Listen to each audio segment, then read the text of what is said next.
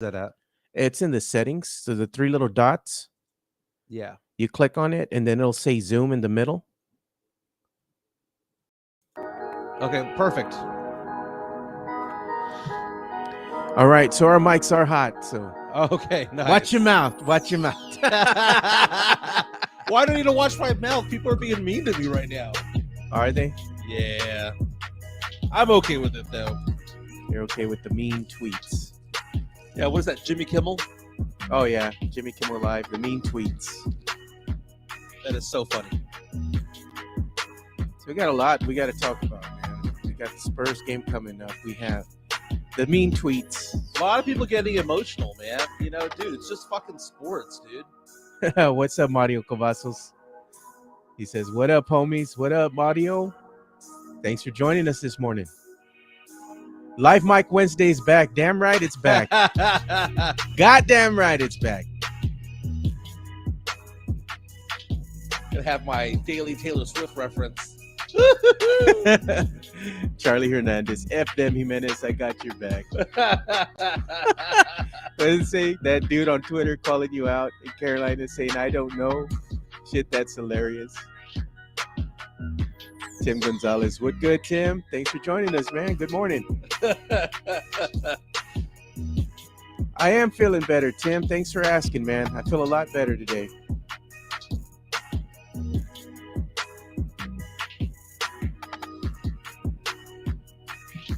And we got some new graphics. I updated the graphics a little bit.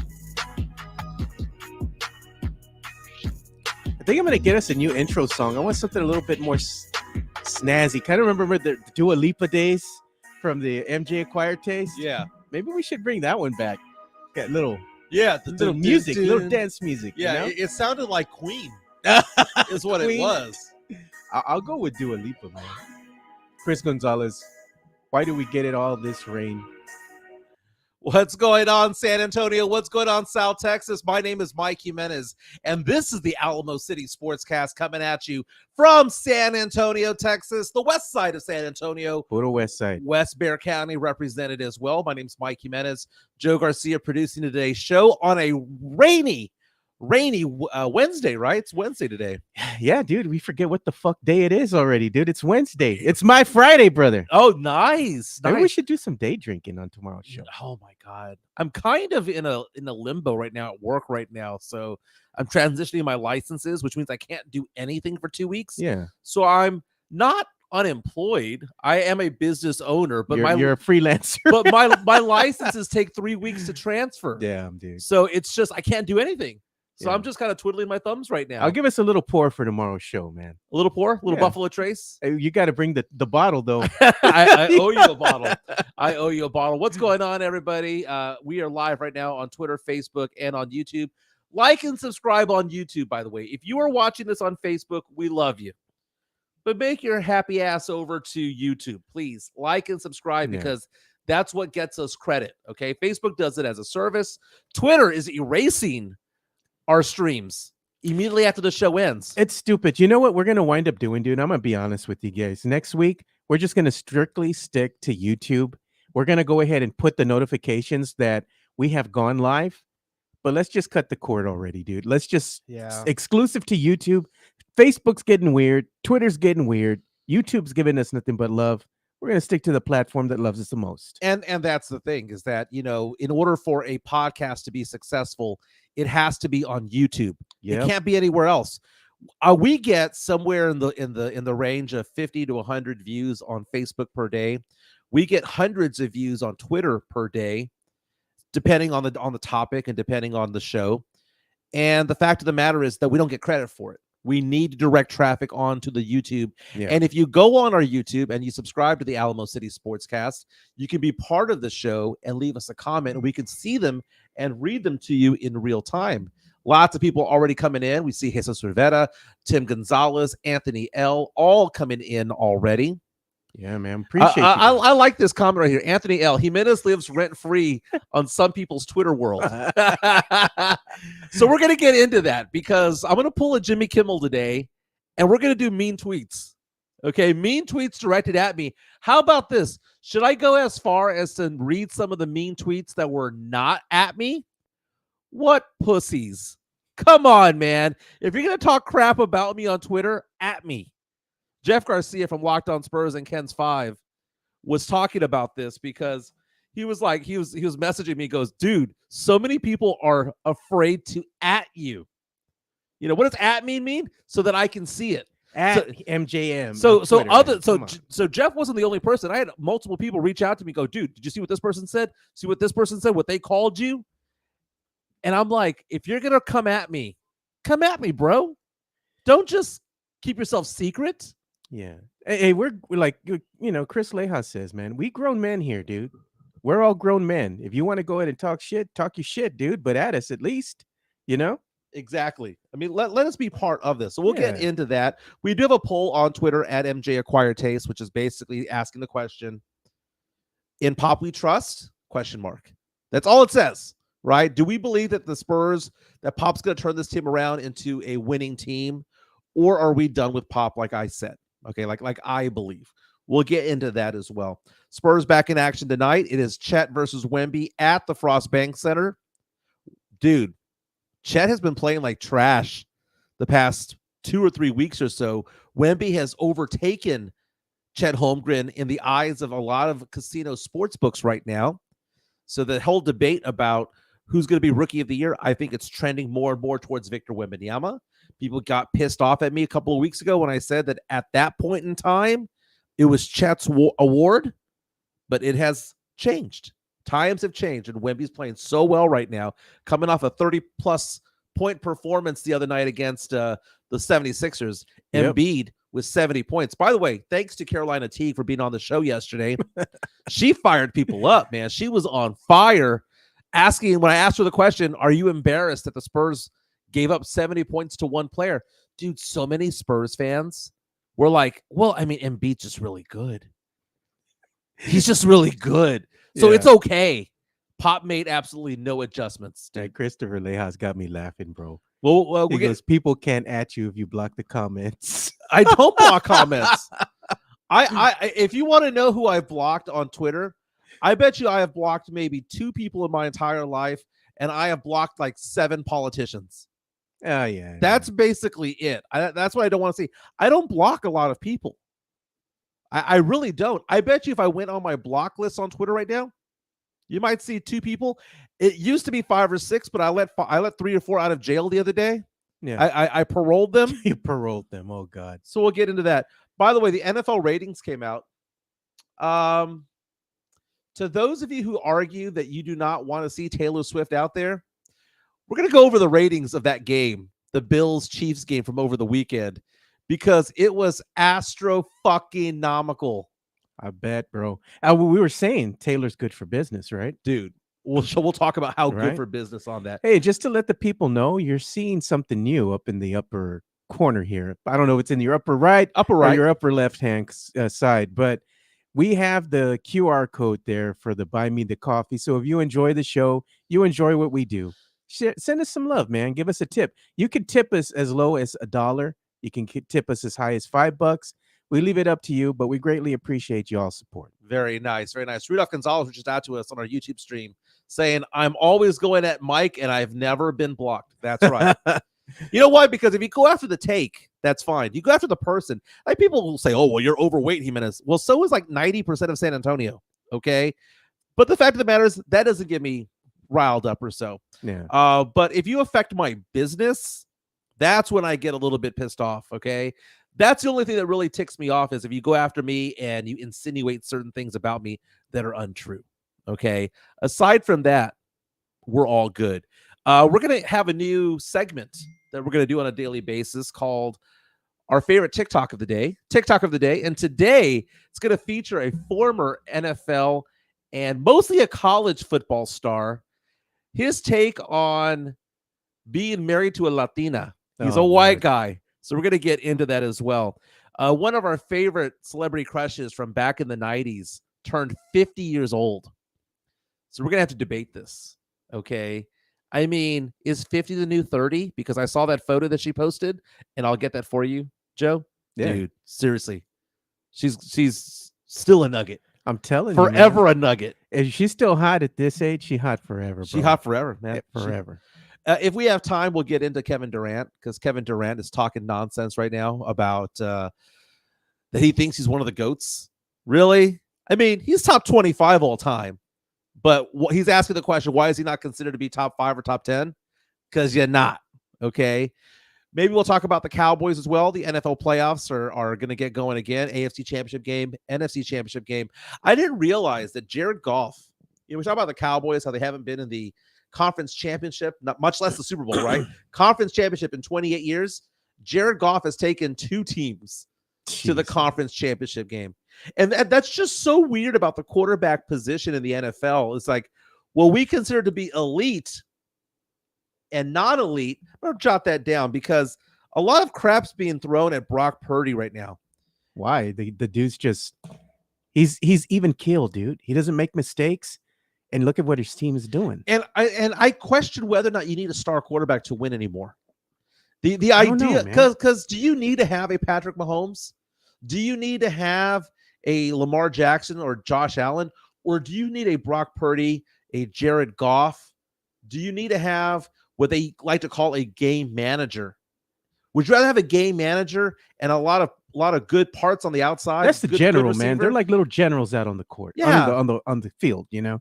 Yeah, yeah. We'll get into that as well. So we have a lot to talk about today. If you want to be part of the show as well, reach out to us on our YouTube stream and leave a comment, or 5 or 10. I like to read several of them. Look at Jesus Rivera's comment, dude. Goff equals bootleg Ryan Gosling. Okay.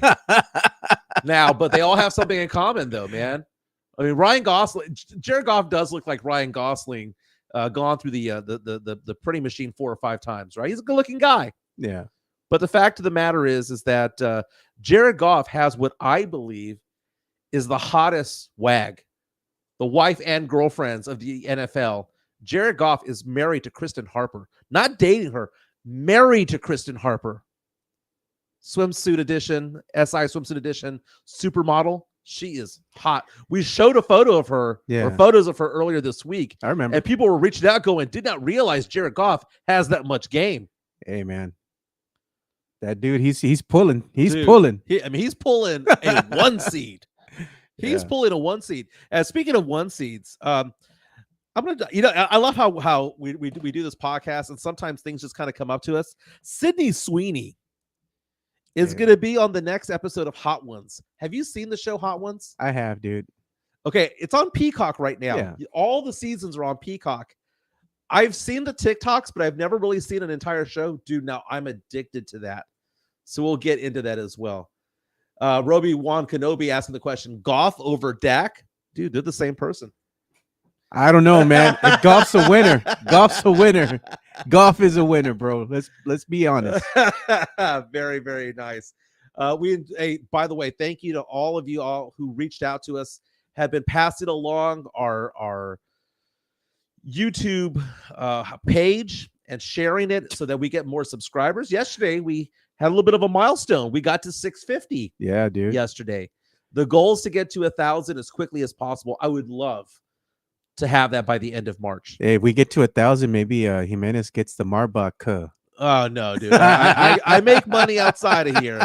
DLG and Taylor and Rudy J. Speaking of mean tweets, why are people giving Rudy J shit? They're giving Rudy J shit and Mike Taylor shit on their podcast right now. I don't even know. And I like the fact that Rudy J just retweets them, and he's like, somebody reaching out saying, I like Puma more than Rudy J, and he's like, thank you for listening to the show. Make sure you hit that subscribe button. Exactly. And it's so funny because those who subscribe to us and say that they hate us are the ones that follow us the most. And I think that people think that it's contrived, but it's not, man. No. It's just not contrived. I have 2 different sets of personalities. I have my on-air personality. I have the podcast personality, but I also have my, when I'm just at the bar. The chill personality. And what ends up happening is people then go meet me at a bar and they suddenly think to themselves, fuck, Jimenez is a nice guy. You know how many times people have said that to me? They're like, Jimenez is actually a pretty cool guy to hang out with. We've hung out together over here at the, what's that one little bar around the corner from us? Yeah. What's it called? Oh, Stout House. Stout House. Yeah. Yeah, we had a little too much fun. A little too much fun, but it's all good. So let's do some mean tweets real fast. Yeah. Well, what I was going to say before we get into that, man, whether you hate us or you like us, make sure you give us some love, man. Hit that like button, subscribe to the channel. It helps us grow, and we greatly appreciate the continued support from our viewers. By the way, let's get into today's show. We're going to have to revisit what happened yesterday. We had Carolina Teague on, and Carolina Teague does a fantastic job. She's oftentimes with us on Tuesday, and she was going off about the fact that she's embarrassed as a Spurs fan about the fact that Joel Embiid went off for 70 points. Now, he lived at the free throw line, but he knocked down like 65% of his shots. So he did a fantastic job. Well, the thing about it is this. We asked the question about how embarrassed should Spurs fans be? And a lot of Spurs fans are on Twitter going, not that big of a deal. Not that big of a deal. And the fact of the matter is that I'm thinking to myself, don't we want to have standards for this team? Don't we want to have standards for the team's defense? And we're just letting it all slide. The San Antonio Spurs have been here for 51 years. You know how I know that? It's because last January, we celebrated the 50-year anniversary of this team at the Alamo Dome when they got killed by the Warriors downtown, right? Yeah. This is going to be the worst season ever in Spurs franchise history. Right now on track for 16 wins. 20 wins is the worst they've ever done for a season. And everyone's just letting it slide. So I brought this up and I was asking the question, hey, Pop, we're not getting a lot out of him. Okay. Very much like Bill Belichick never won after Tom Brady walked out the door. Pop has not won ever since Kawhi walked out that door. I mean, obviously you got all the chips with Tim, but the last one with Kawhi, ever since Kawhi landed on Zaza Pachulia's foot, so it's gone to shit. Who should we hate the most? Kawhi for ruining the team or Zaza for putting his foot out?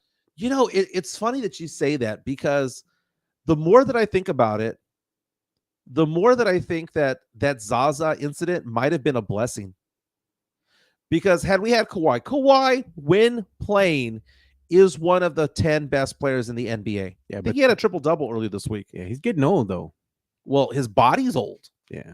And we wouldn't be able to count on him to play 82 games. I mean, that guy would have been playing 50 games a season, and maybe he would have brought this team to the playoffs. We could have won a chip with Kawhi. Right. We could have. But look at it. We traded Kawhi for who? We traded him for DeMar DeRozan and Jakob Poeltl. And the pick that turned into Keldon. Right? And then we flipped Poeltl for a draft pick that we're going to get maybe this year, maybe next year. We flipped DeMar DeRozan for picks. So it's still shaking out how that all happened. And then because we sucked, we ended up getting a 14% chance to get Victor Wembanyama in the 2023 NBA draft, which we did. Yeah. Right? So was it a bad thing that Kawhi landed on him? I think the Spurs could have won that series, man. We were destroying the Warriors. We were up by 20 plus, dude. Yes. 20 We would have won that game, gotten stolen home court advantage. We could have won the finals that year. I think so. But the thing about it is that Kawhi wouldn't have been here long-term anyway. I think that if Kawhi won the chip, he would have left, just like he did in Toronto. Won the chip over there. Left for greener pastures, meaning he wanted to get more money. Right. He wanted to play for another team somewhere else, getting away from Coach Pop and the small market San Antonio Spurs. He went to Toronto because he had to, not because he had a choice. But the minute that he had a choice, where did he go? L.A. It's exactly it. Yeah. He wanted to go back home to California. Yeah. So because of all this, I have made points on this show, on Twitter, on Locked On Spurs with Jeff Garcia, that I've grown tired of Gregg Popovich, right? People call me an ageist. It is what it is. I believe that the Spurs would be better off with a younger head coach. I brought this up. I posted a clip from the show last night on Twitter, and the world went to shit. Okay. So people reached out to me. So by the way, I just posted on Twitter, if you want to show this part right here. Are you showing it right now? Yes. All right. You want to show this part? I just posted a GIF of one of my favorite scenes from The Three Amigos, and it says Spurs fans siding with a 77-year-old Pop in 2026 after losing the seventh season in a row. After the seventh losing season in a row, I'm still here with you at Wapple. And then it gets shot, right? Okay, so people reached out to me, and I have a poll on Twitter asking the question: "And Pop, do we trust or not?" 160 people have voted in the last 2 hours, and 66.9% right now say that they do, in fact, trust Gregg Popovich. 33% say no, so it's about 2/3 still siding with Pop. Look at they ask a question here. Rudolph Gonzalez. Does this show always devolve into your hate for Pop? No, but it just dovetails into what we were talking about yesterday. Yeah. Okay, so what are some of the comments that are out there about me? That's gonna be funny, man. So I just posted earlier today a tweet from somebody named Romo Spur 11 at Romo Spur 11 that says, quote, "You clearly don't know shit about basketball or any sport for that matter. You are a pathetic loser desperately seeking attention. Pop is loved and admired by millions across the globe and will be remembered as the GOAT by basketball experts. You won't be remembered." Okay, this is a guy that says he hates me, and guess what? All he does is comment on me every single day. So does he hate me or not? Maybe he's just a fan. Maybe he's just a fan. Okay, so lots of people were reaching out to me. So Mellow Velo 27 saying that you're just on the wrong side of the argument. That's not a mean tweet. Not at all. That is just on I disagree with you tweet. But people were reaching out to me online, and I'm not going to share DMs. But here's some of the DMs that I got from people who were sending them to me. One saying, one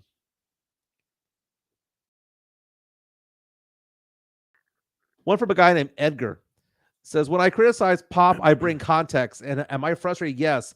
But Dan Jimenez goes out there on his podcast spreading stupid ass Pop narratives and no context is annoying as shit. You want context? Spurs are going to have the worst record in franchise history this year. Spurs have lost 90 out of 125 games. Spurs have had 5 losing seasons in a row. The Spurs winning percentage is getting worse and worse as time goes on. Spurs did nothing to address the fact that, I don't know, Wemby might need some veteran leadership on this team. They punted on his rookie season.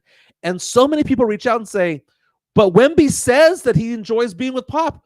What do you think he's going to say, man?" I think I might have dislodged this real fast, but Lord. What do you think he's going to say? Let me go and fix it. Is my microphone off? No, it's still on. Okay. So what do you think Pop is going to Victor Wembanyama is going to say about Popovich? Do you think he's going to air out dirty laundry? People think that because an athlete says something, that's what they really think. Part of being an athlete is public relations. It's looking like a good teammate. It's looking like a leader. It's looking like you get along with everybody. That's part of being a superstar in the NBA, the NFL, or the MLB. So what if they say that or they say something in an interview? It means nothing. Absolutely nothing. I like this comment. Hand over fist. Shout out to you. Holt Jr. says, "We building a powerhouse while hiking ticket prices." He knows what he's got on his hands. They're tanking, and they knew damn well what they were doing. Oh, I agree. If you could help me out with my headphones real fast. Yeah, I got you. We have someone who reached out to us earlier who was saying that Patrick Green, thank you, standing up for me over here, says, quote, "The man has an opinion. If he feels like Pop hasn't done a good job in the last 6 years and the team needs to move into a different direction, he can feel that way just like he feels Pop is loved by millions. But the reality, Mike, isn't the only person with this opinion." Thank you so much, Patrick Green, for reaching out and supporting a brother. Here's another one from that guy, Romo Spur 11. "Clearly, you don't know shit about basketball, just an attention-craving loser that found a way for people to have to endure his ignorance." Okay. You know what? One thing, and people went after Carolina too. I think I know who this is. Let's just put it like that. Yeah, It's a burner account. I'm pretty sure it's a burner. it's a burner account. That is so funny, dude. That is so funny. I at least respect the ones that at me or at least quote tweet me so that I can see what they're saying. And some of them saying that the example that I use, I mentioned the fact that I believe that the 2020, 2021 teams were good enough to at least get to 500. I never said at any point that I believe that they were championship teams, but I was saying a roster that had a DeMar DeRozan, a DeJounte Murray, Jakob Poeltl, Devin Vassell, Keldon Johnson, that had Derek White, that had Rudy Gay, could have gotten to 500, but didn't. And they weren't tanking. They were just bad teams. It says you were the biggest tank cheerleader last year because you said it was good for us as a team to get Wemby. So why is it now not good for us to get him some help in the next draft by tanking again? Oh, Rudolph, that is such a great comment. Calling you out. I like that, no, brother. There was context in there. It was. Round of applause right there. Okay, first of all, it's very good. It was a very good comment. Oh, it was an excellent comment. Okay, first of all, the tank job last year was obvious that they were losing on purpose. Okay, the question became how long were they going to tank for? You see, last year we knew that we had a very good draft out there. We had Victor Wembanyama, we had Scoot Henderson, who's kind of been off and on. Brandon Miller's turning it up a little bit. We knew that there were some foundational pieces in the 2023 NBA draft, and we knew that Victor Wembanyama was a superstar who was also the biggest and best prospect since LeBron James 20 years ago. So they oftentimes say that these players don't come only come every 10 years or so. It's really sometimes every 20. I mean, so we go back in time. We had what? The no-brainers were Shaq, Tim Duncan. At number one, Shaq, Tim Duncan, LeBron James. Okay, people are going to say that people thought that Zion was it. No, everyone knew that Zion was going to get hurt. So really, it'd been 20 years. So if the Spurs are going to go out there and tank in order to get that to happen, I get it, right? Spurs going at it this year as though there are foundational pieces in this year's NBA draft. And the fact of the matter is that if you had all 30 teams last year,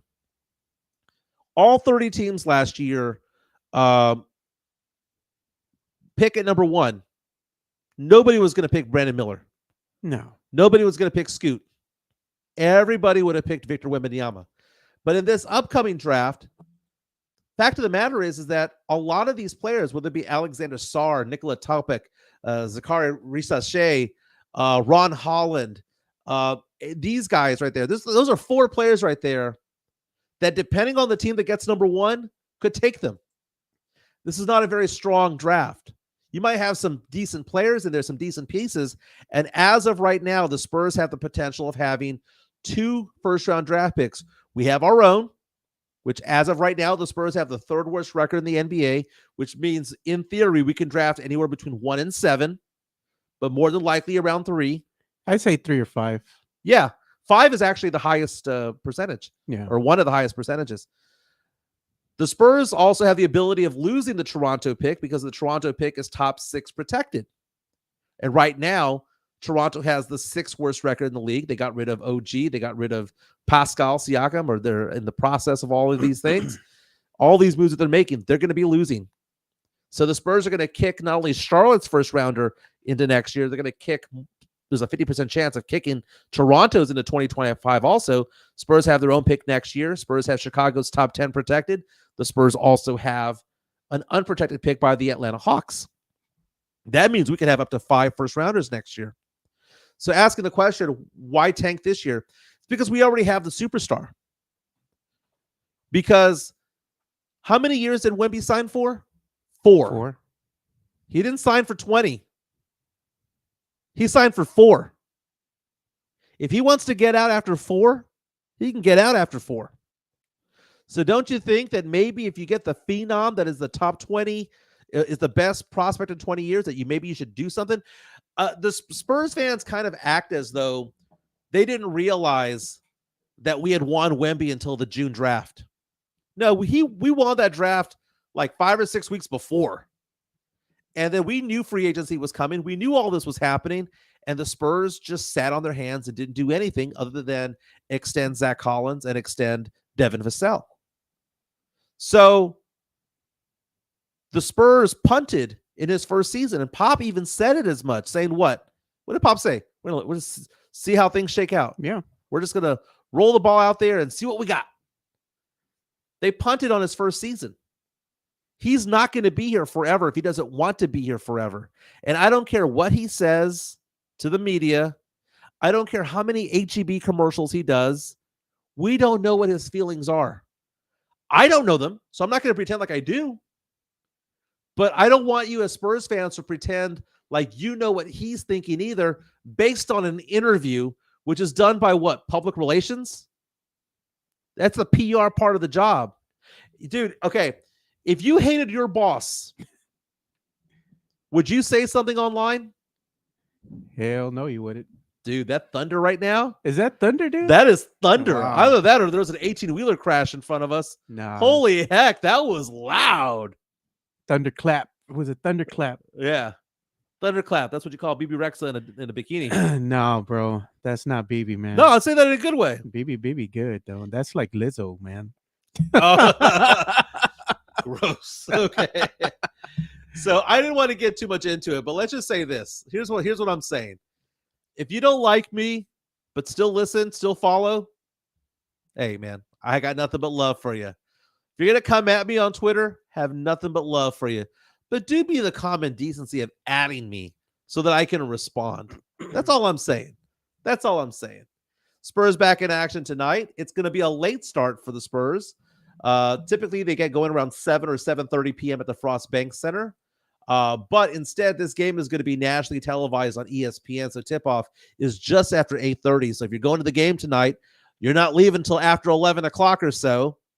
Spurs taking on the Oklahoma City Thunder. The Thunder, very, very good team.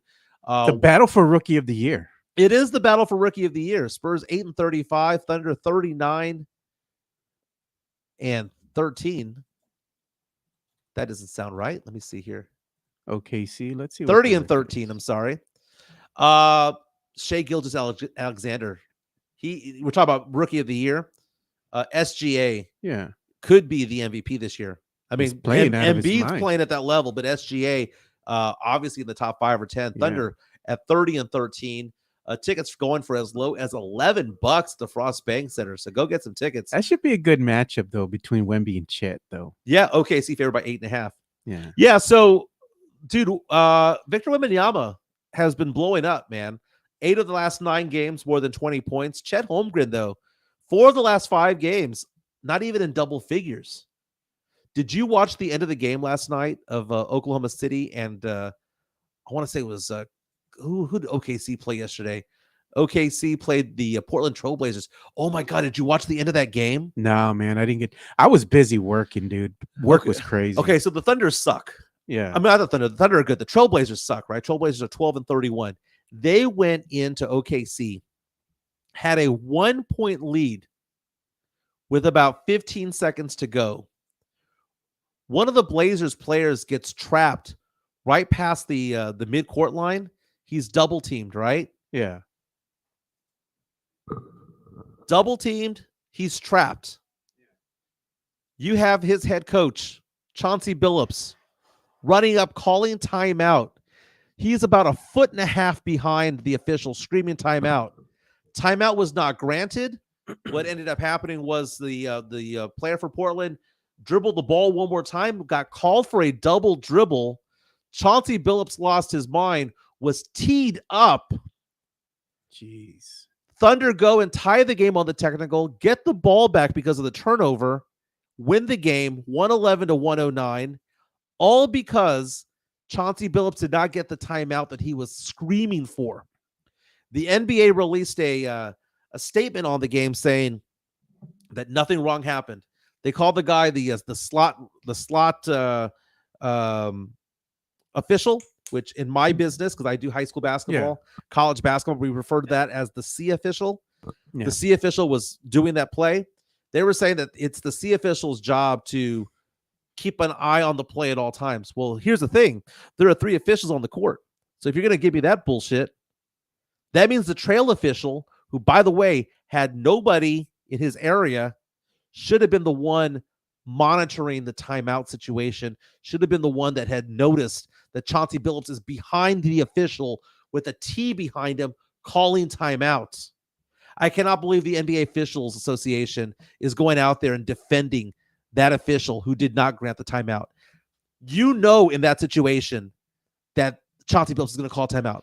Dude, whenever I see, and I do high school basketball, whenever I see somebody getting trapped or the ball's getting loose and somebody's on the ground, one of the first things I do is I glance over to the coach to see if they're calling timeout.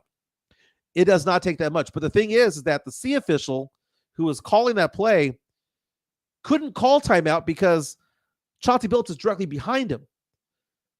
The other officials should have seen it. Okay, so if we're going to give that guy a pass, fine. He's taking a look at a double team.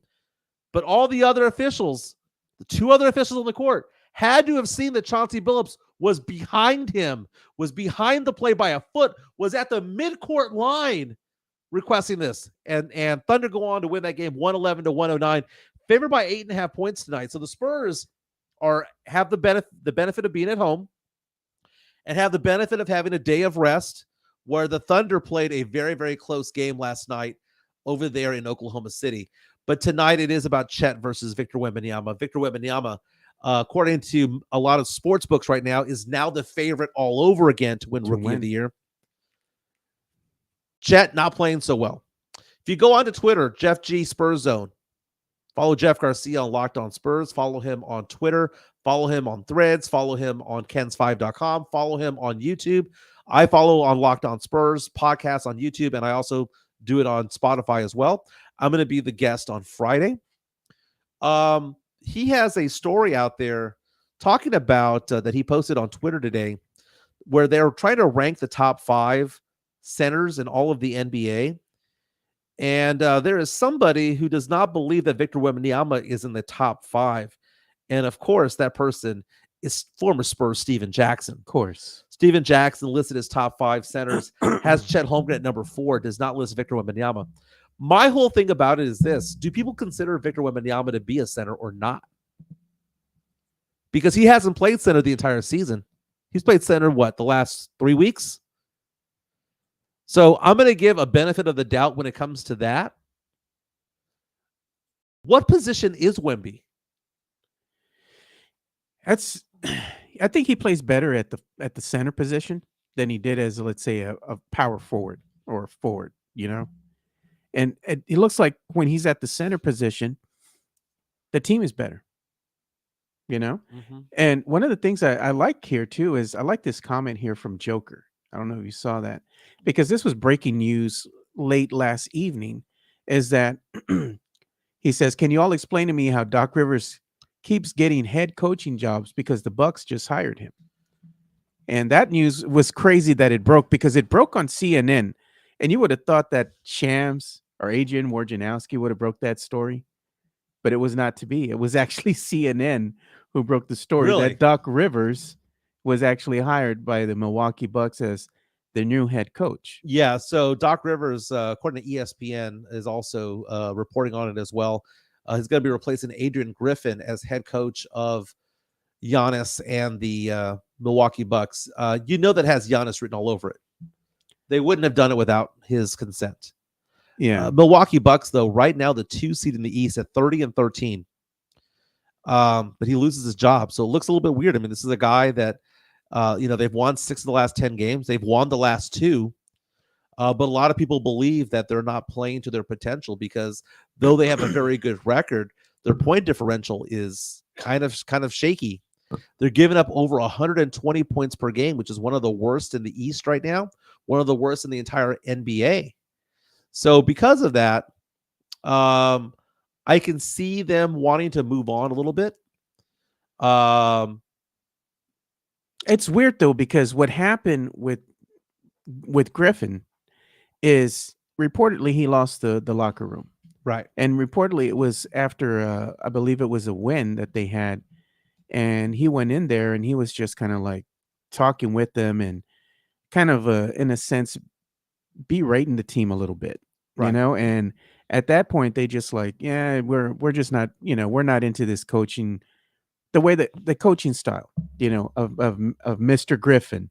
And you could tell that it was taking a toll on the team. Even Damian Lillard just didn't look right. Like, he looked disinterested. He didn't look happy. Mhm. And they said that he was having a hard time adjusting to how the Bucks wanted to run their offense under Adrian Griffin. So maybe now that they're getting new leadership there, they'll be kind of set free in a way to kind of go ahead and run the offense the way that they originally, were running it. Right. But the problem is that the Bucks, while they're good on offense, they're lacking that defense that they had in years past. So Giving up over 120 points per game. yeah, Joker makes reference saying that Doc Rivers teams have blown 3-1 series leads repeatedly and several 3-2 leads as well.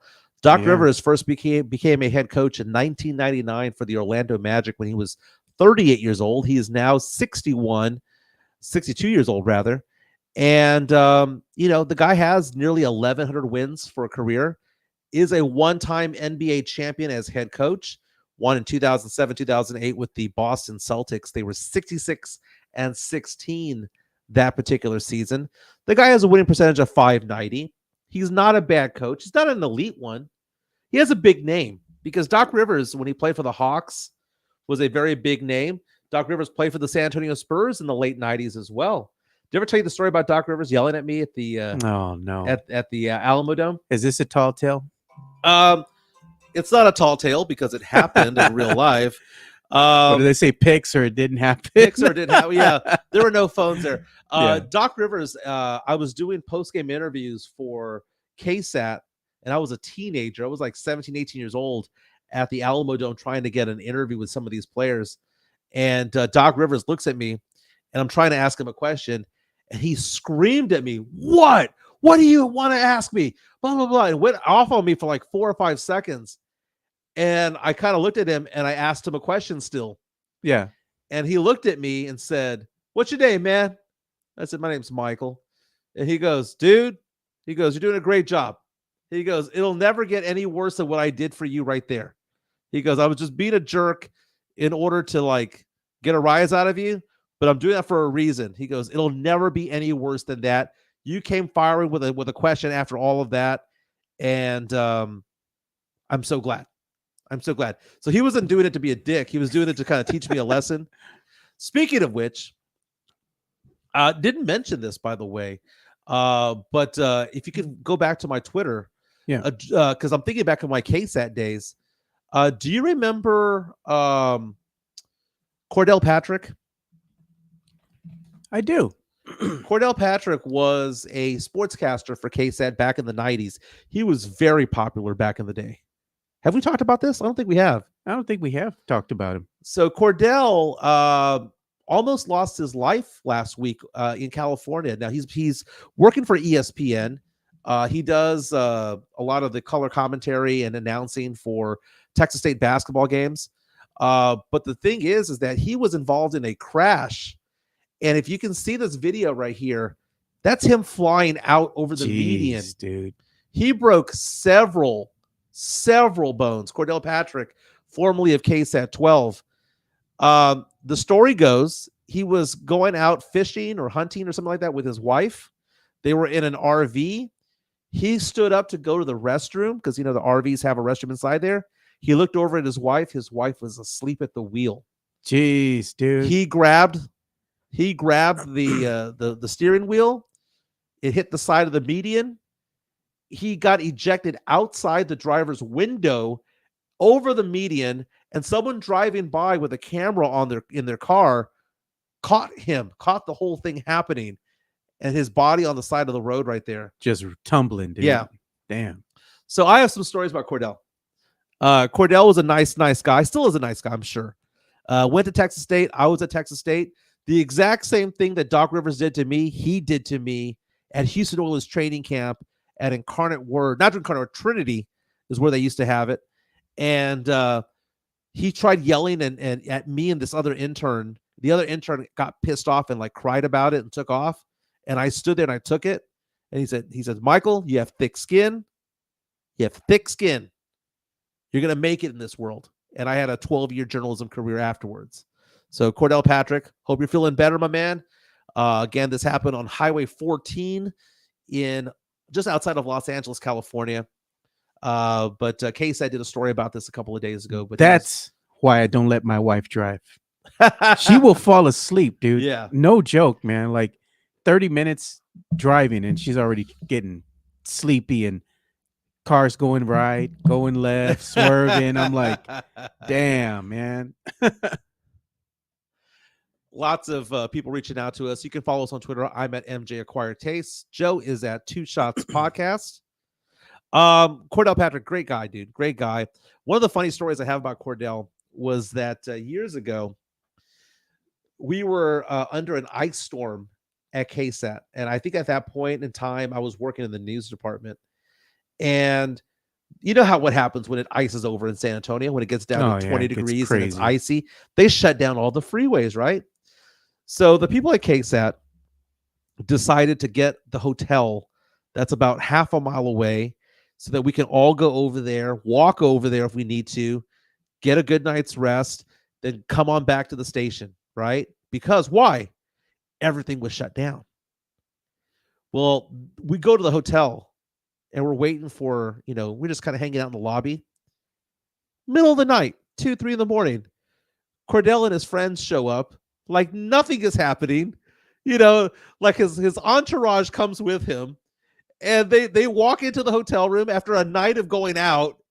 And I'm like, everything in the city is shut down, but Cordell Patrick's parties just kept going. It was fun times, man. I look back to those days. I know that you make fun of them and say that it's tall tales, but being in the media for 12 years back in the day, very, very, very Look cool. At this here. I like this comment. Historias, Castro and Sons, man. Historias con Jimenez. Oh, goodness. Hey, man, we don't have anything for pop culture news, man. We were talking about some Taylor Swift. We've been talking about, let's talk about that, because that is not pop culture news. This is going to be sports it's kind of entertainment. I'll say entertainment news. So let me play the jingle, dude. Okay.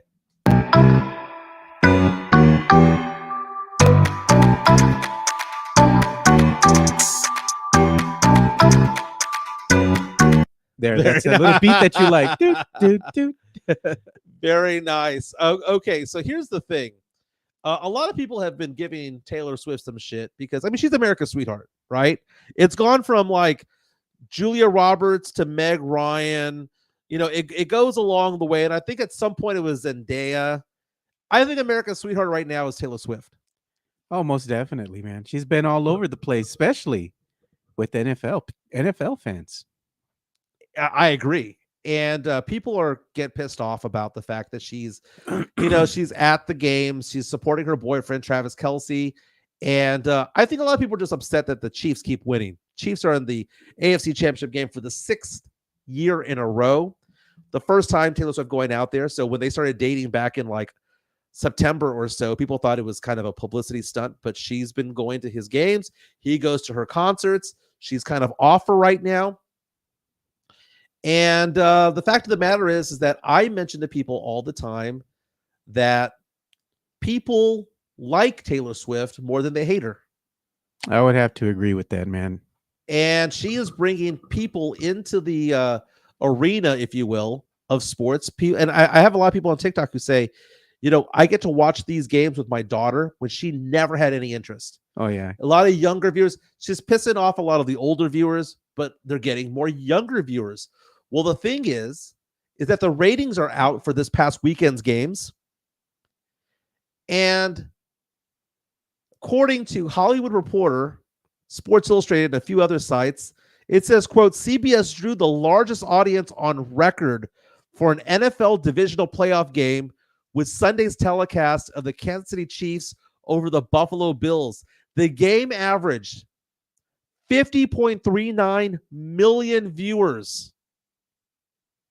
And that beat the previous record, which was 48.5 million in 2017, that involved the Dallas Cowboys and Green Bay Packers. Okay? Think about that. The game that Taylor Swift so happened to be at was the highest viewed divisional playoff game in NFL history. That's pretty damn good, man. And you know what thing is that it's bringing in the female demographic, because you have a lot of female fans in the NFL, but this brings in those female fans that maybe weren't even interested, but now they are, because hey, they're Taylor Swift fans, so they're coming in, and they became Travis Kelce fans, and they became Kansas City Chiefs fans. Now, not only did they break the record, it's talking about the Sunday primetime game last year, which was the Dallas Cowboys and San Francisco 49ers on Fox. That game had 45 million viewers. Jeez. So it was 10% higher this year without the Niners, without the Cowboys. And is it the Taylor effect? Do you believe that 50 million people would have watched that game without Taylor Swift being in the stands? And Jason Kelce doing his thing. By the way, at some point in the game, it's estimated that 56 to 57 million people were watching at one point in the game. That 50 million was the average throughout the game. That is insane. She is good for business. Well, I just voted right now on your Pop Twitter poll. Oh, what's the number at now? 69% say yes, Pop will do it. 31% say no, Pop should retire. Guess how I voted? That you want him gone? No, I said yes, Pop will do it. Oh my God. Pop will do it. Okay, let's get on my screen real fast. Let me see if I can bring this up real fast. But I don't know if you see this photo. Whoa. What are we looking at? Oh, here? We are looking at Tiffany Amber Tyson. Nice. By the way, her name is Tyson. So many people throughout the years is saying Tiffany Amber Thiessen. It's Tyson. Okay. She played Kelly Kapowski on Saved by the Bell. This photo right here of her in a bed sheet was what she released on Instagram yesterday, saying, quote, "This is 50. She celebrated her 50th birthday yesterday. Wow. If she looks that good at 50, she's going to look good forever. Forever. And you know, the thing is, people don't know that she has like a live stream that she does, and it's just a cooking show with her, you know, and she still looks great, dude. She looks great. Dude, some of these things, man. Mario Kovacic now, Taylor Swift, no tiene nada. I know, I saw that, dude. Okay, first of all, she's got legs, though. Legs for days, bro. She's got legs for days, man. Jonathan C. reached out saying, I hate the Chiefs even more because of Taylor Swift. Also saying that it's creating more Eagles fans because not only Travis Kelce, but also Jason Kelce. She changed loyalty because the thing about it is that Jason Kelce plays for the Eagles. Taylor Swift has been an Eagles fan her entire life up until this whole point with Travis. Chris Hernandez, man, saying Tiffany Amber Tyson can save my bell any day. She fine. Yeah, dude. She fine. That is so funny. Dude, Taylor Swift is pretty, dude. My friend Anthony one time told me that if we had a house party and, you know, you brought a date and that date was Taylor Swift and she wasn't a singer, she was just some girl, that every guy would be checking her out and that every girl would hate her. Yeah, that no lies detected there. She's a pretty girl, dude. She really is. Now, I'm not going to say that I think she's the hottest woman in the world, but she's a really pretty girl. You want some pop culture news? Can I interest you in a it's called the Lovers and Friends tour. It's actually not Lovers and Friends tour. It's Lovers and Friends Festival 2024. Have you seen the lineup for Las Vegas? I have it right here on my screen right here. May 4th, Las Vegas, Nevada. How does this sound for a list of performers for a festival of music? Bro, if you go to this, you're of a certain age. That's all I'm saying, man. But, dude, Janet Jackson. Jesus, dude. Usher, Backstreet Boys, Gwen Stefani, Snoop Dogg, Lil Wayne, Alicia Keys, Nelly Furtado, Sierra, TLC, MIA, T-Pain, Ashanti, Ja Rule, Mary J. Blige, Nas, Ludacris, Nelly, Akon, Neo. Here are the lower performers, by the way. Jason Derulo, Timbaland, Craig David, Brandy, Monica Eve, Jodeci, Mace, Genuine, Ying Yang Twins, Trina, JoJo, Too Short. Dude, look at all of these names. I know somebody who went there. My first ex-wife went there last year to watch the Lovers and Friends tour. It's not a tour, it's a festival. And she was saying that you can't watch them all. You can't. They have like 5 or 6 tents going on, and you have to like actually just diagram. I want to watch this one, this one, this one, this one, this one, because they're all going on at one time. Yeah. So the top ones might be going on separately.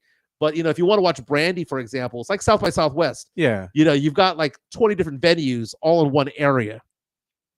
But that is cool, dude. I might actually go to Vegas 3 times this year. When is this going to happen? That is March 4th. I'm sorry, May 4th. May 4th. May 4th. Dude, that's great. But how many days? Is it just 1 or 2 or? I think it's a couple of days. It has to be, man. That's a lot of people. Who would you want to see the most out of there? I don't know, man. I like some Janet Jackson, some Usher, Snoop, Lil Wayne, of course, Nas, Ludacris. You got Nelly, TLC, MIA. MIA had some bangers back in the day, dude. I'd want to see Usher.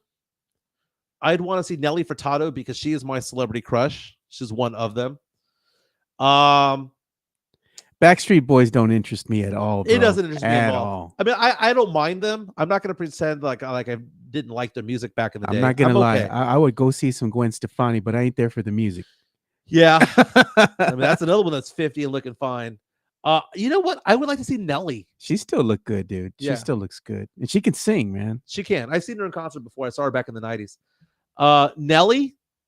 Dude, Country Grammar back in 2004-05 was it, man. Hey, man, remember some Mace from back in the day, too? Mace, dude? Yeah. I was so pissed off. Speaking about Mace, I was at HEB the other day, and, they're playing the music on the overhead, and I'm getting excited because a lot of it's my music. It shows how old you are. And then I thought they were going to be playing that song from The Police, Every Breath You Take, and then it ended up being that puffy Mace piece of shit that was for Biggie. Oh my God, that song was awful. By the way, Craig David is in there. Craig David is performing. That's going to be one of the 5 that I would circle that I think I would want to see. Craig David, it's so funny. We talk about Rudy J. There's an album that Craig David has. Oh my God, what's the name of that album? It might be the self-titled album, but Craig David, dude, that album was amazing. Let me see here. You know what? If they're gonna it's called Born to Do It. Oh, okay. Born to Do It in 2000. So I was talking about that album with Rudy J back at our San Antonio Sports Star days, and he goes, "What do you know about Craig David?"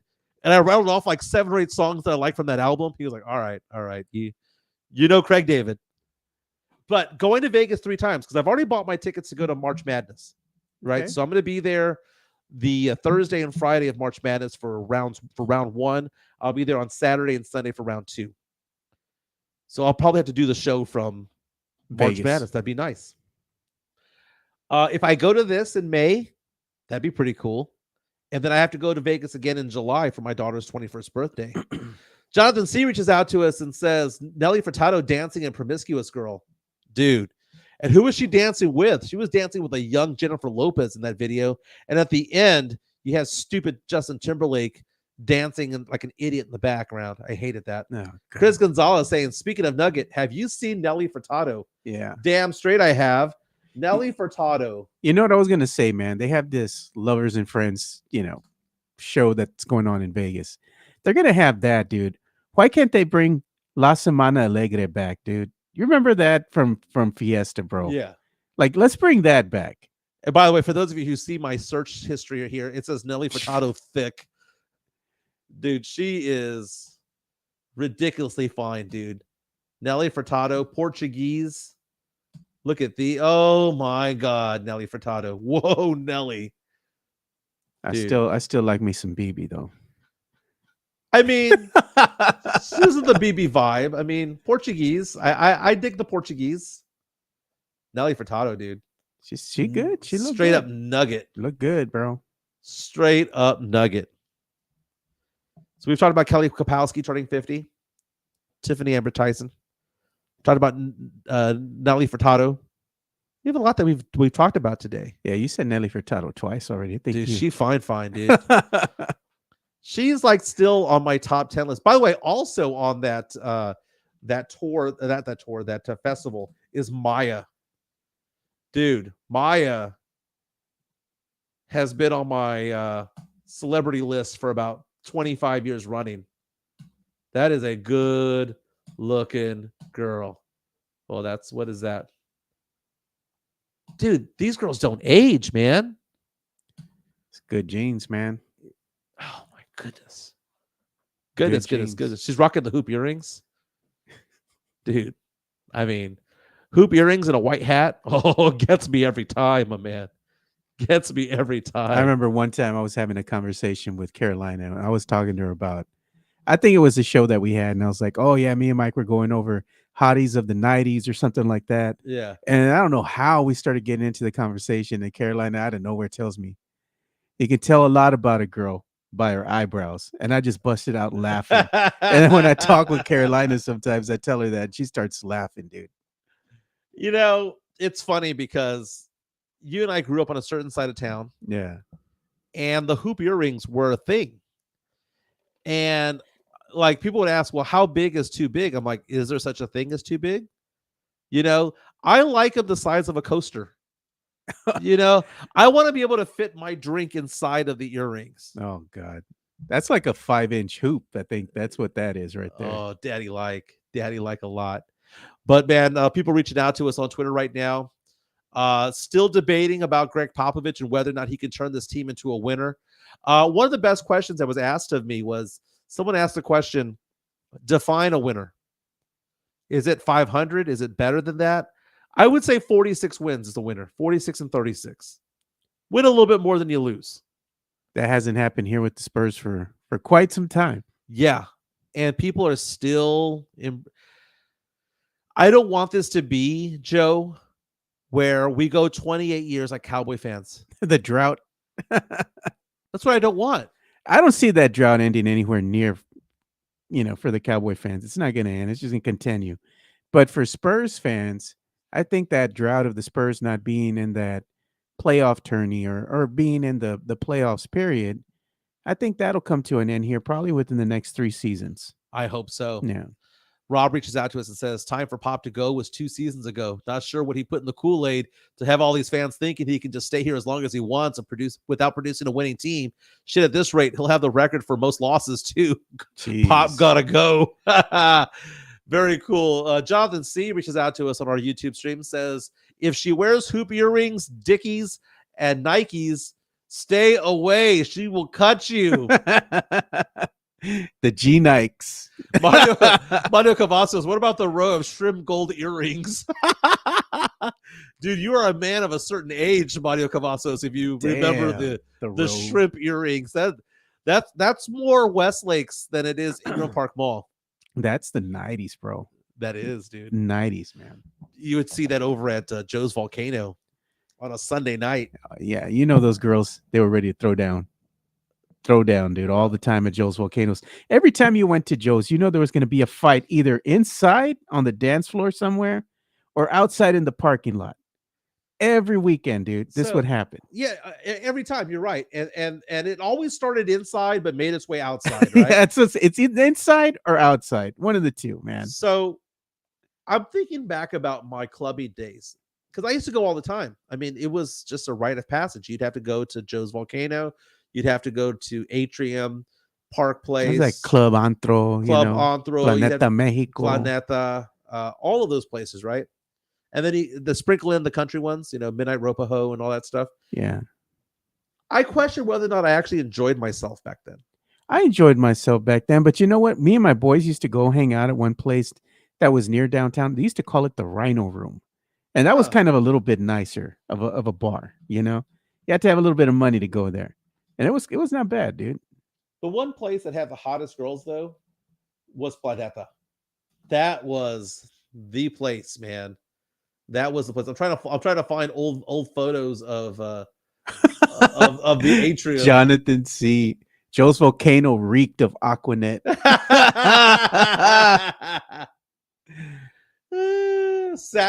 Charlie Hernandez, y'all were savages going out. There was a place called Savages. There was, dude. And the medical center had had Madison Avenue, Picasso's, had Jules.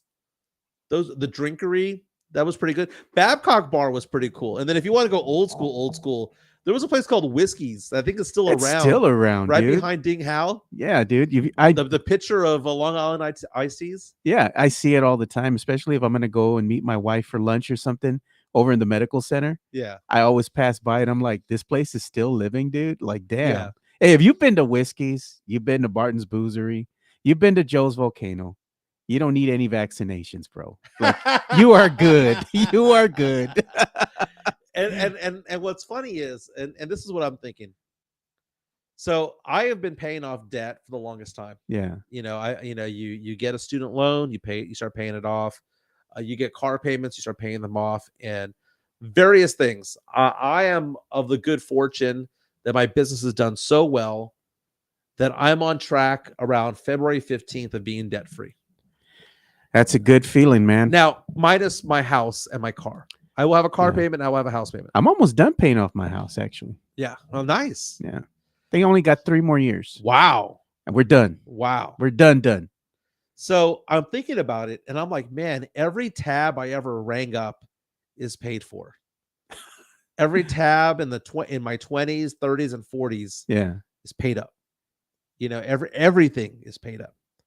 February 15th will be that day. That'll be the paycheck that I will, all of it gone. Yeah. And it's freeing, because I'm probably going to have to pay child support when it's all said and done. Jeez. But it's going to fit in nicely there where it's not going to be as dramatic of a thing. But man, I feel very, very fortunate about that, man. My business has been doing very, very well. In fact, since we've been doing the show, I've been called several times regarding my business.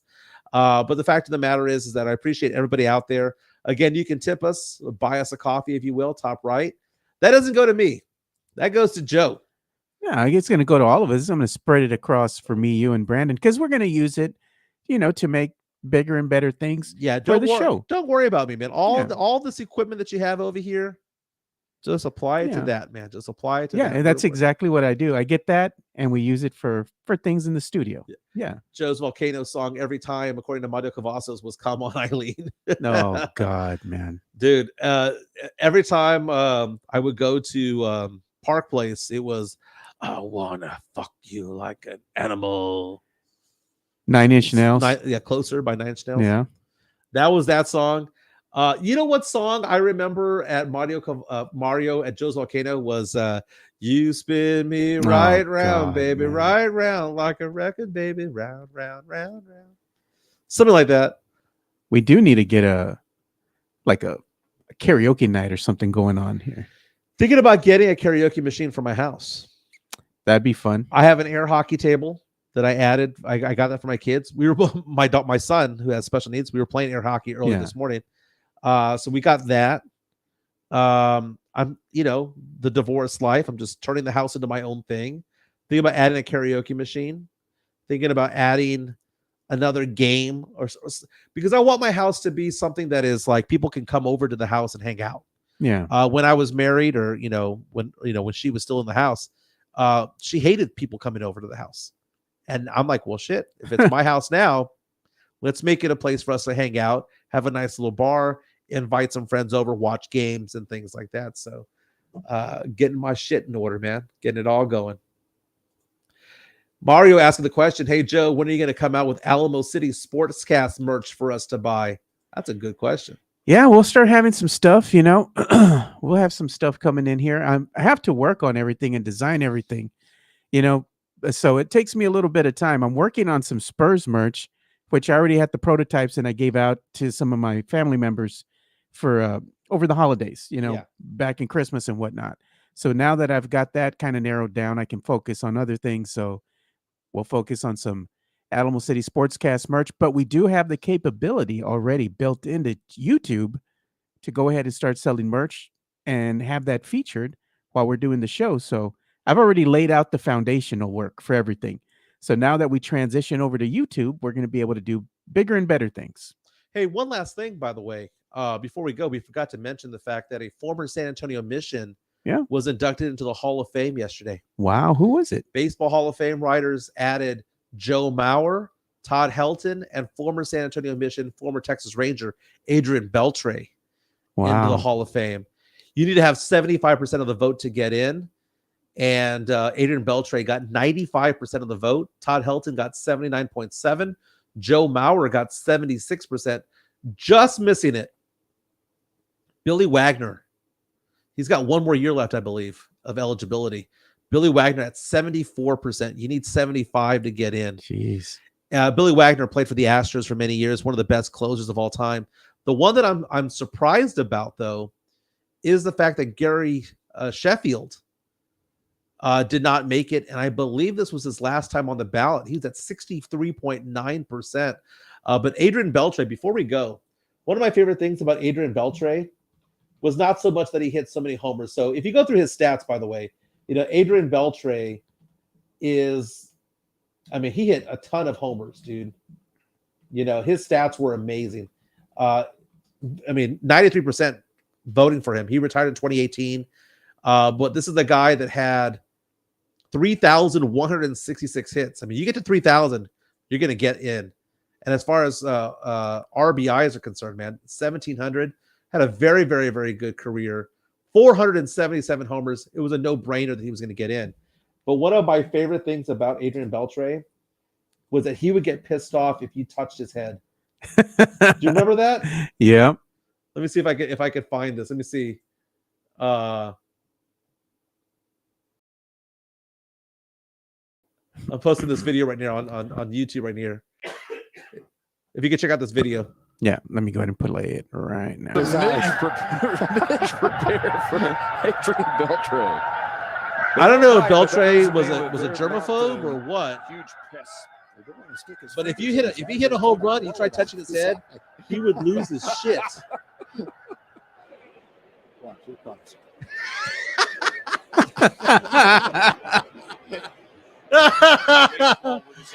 Let's see. Left side, it is Andrews with Beltre playing around. Who went for the deke? I did. He So did the guy calling it. He decoyed. Here, let me see.